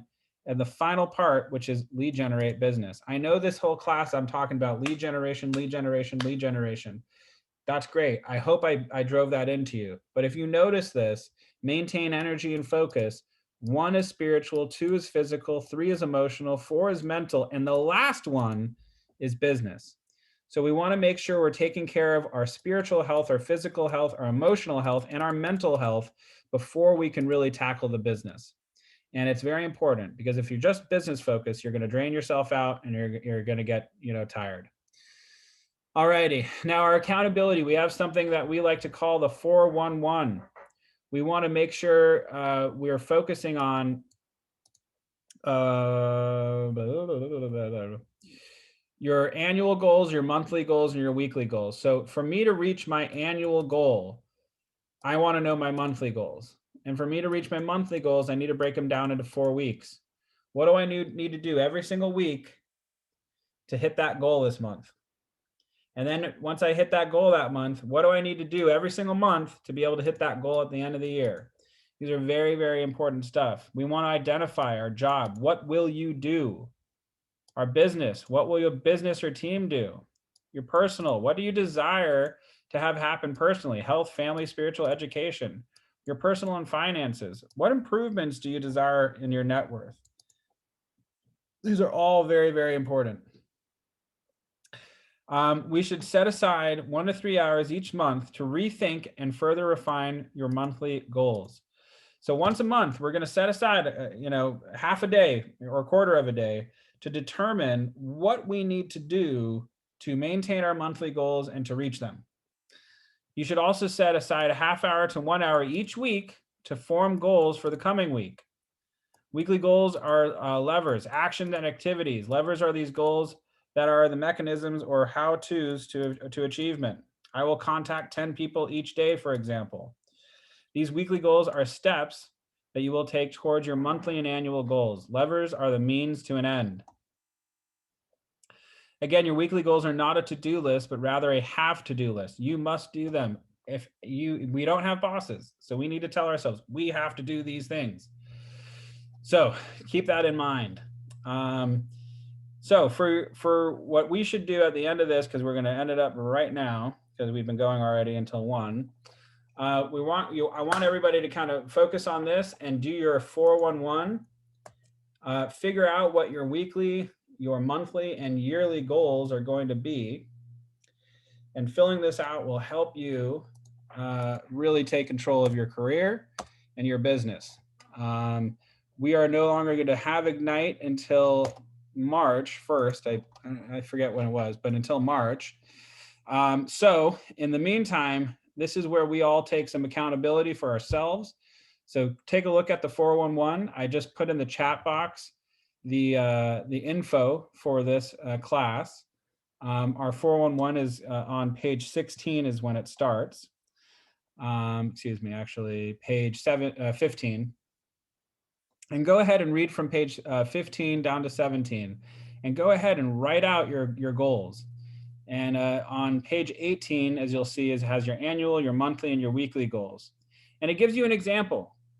Enter your weekly goals, preview 10 properties, add 50 contacts to your database, write 50 notes, call 10 Mets, go on 4 appointments, go on 4 buyer appointments. Anyway, so you get the idea. It gives you an idea of what you can be doing. Command, oh, sorry, Jared. It's in command if you go, I know you don't like to use commands and some people don't like it, but it's good.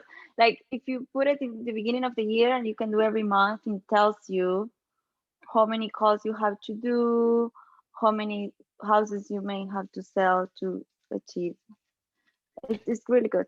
Yep, I agree. Command is getting smarter and smarter every day. It will literally tell you what you have to do to get these numbers based off of averages. So if you want a boss, Command your boss. So go ahead, play with Command, do all these things and all that fun stuff. So with that said, Angela, I have some bad news if you're still there. I am. What happened? So the bar is not opening until the next week. Yeah. So we have to figure out last minute if we want to keep this thing going, which I'm totally down for. We need to find a replacement spot. Do you have any ideas? I don't know. Anyone wants to chime in with any other alternatives? I have a friend that owns a restaurant in it's not in Universal, but it's like Universal area. I could ask him if they're open. Sure. Is Universal too far for anyone? Might be a little bit far from me. But Cabo Cantina, are they open? is that in West LA or Santa Monica? On Sunset. There are two. There is one in Westwood that I remember I used to go when I was going to college, and there is another one in Sunset. Yeah. Oh, this is the one that's over in the valley. Sorry, which is the one that I wanted to find? Oh gosh, that's not the one I wanted.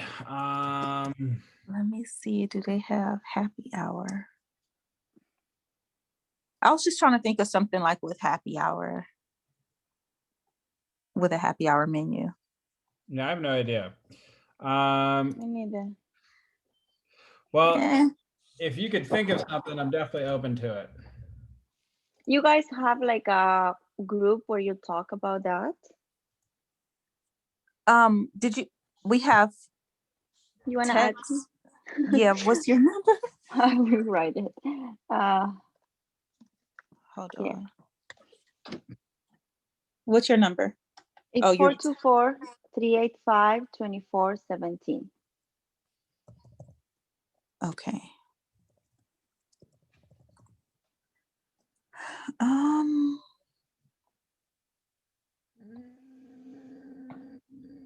don't know. I don't know. That's Ellie.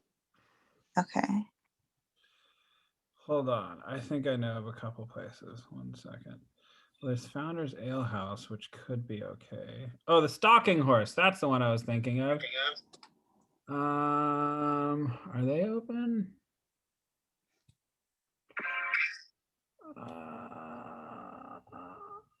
They kind of have like an open thing.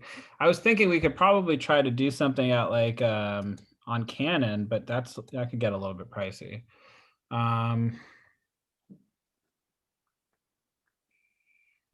Stalking Horse. It's right on Pico. It's right next to that other place. Temporary closed. Oh, it's closed. Damn.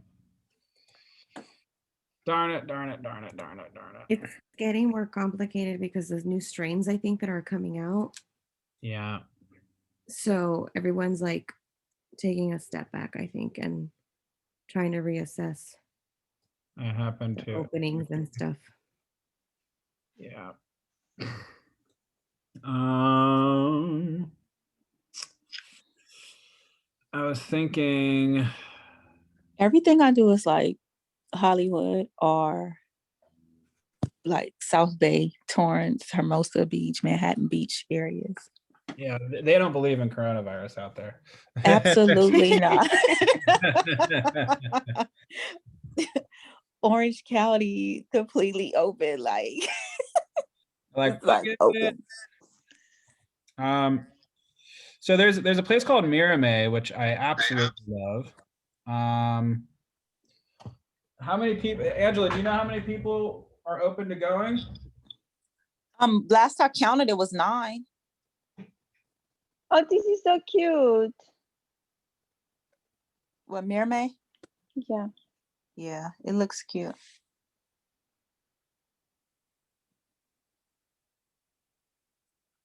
What? Well, I got a weird text.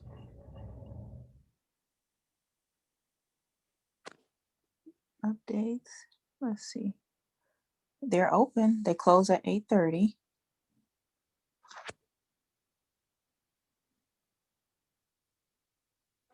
Anyway, okay. So Mira May, oh, what were you saying again? I'm sorry.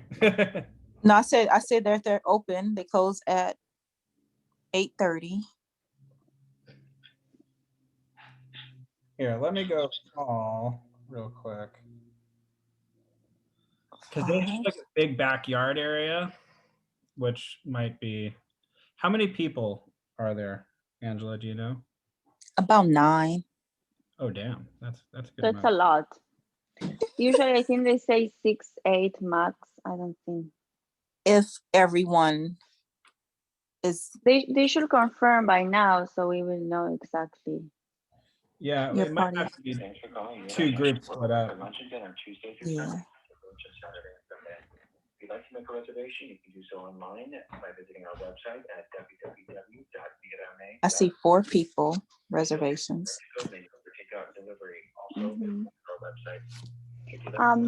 Angela, you wanna add me to the conversation? I have to go. I wanna eat something and shower. Wait, hold on. Okay. Who's this? Ellie? Yes. Okay. What's your number? It's 424-385-24. Oh, 2417. Yes. That's you? All right. Yes. Okay, I'll text you. Okay. Whatever you guys decide. I'm down. Oh, Lara from the office. She also asked me she will want to come. So it will be 2 with me, like Lara and I. That's fine. The more the merrier. Hold on, I have to take this call. Okay.